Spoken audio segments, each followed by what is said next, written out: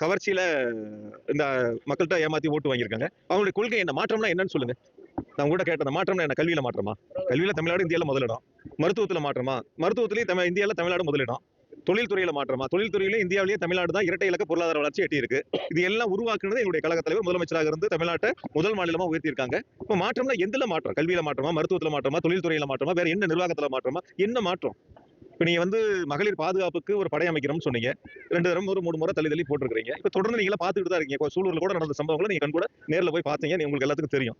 இந்த அரசு என்னென்னலாம் நடவடிக்கை இதெல்லாம் 6 மாசம் பொறுத்து இருக்கணும்னு கேக்குறேன். இது மாதிரி சட்ட ஒழுங்கு பிரச்சனை எல்லாம் செய்ய வேண்டியது 6 மாசம் பொறுத்து சூழ்ச்சிகள் என்னென்னலாம் பண்ணி எப்படியெல்லாம் தடுத்துடலான்னு.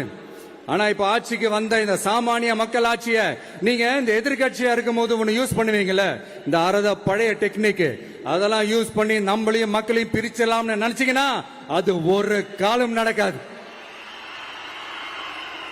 மக்கள்லாம் ரொம்ப தெளிவாயிட்டாங்க சார், ரொம்ப தெளிவாயிட்டாங்க. அதனால ஒரு ஆக்கப்பூர்வமான ஒரு எதிர்கட்சியா செயல்பட்டு மக்கள் மனசை வெல்ல பாருங்க.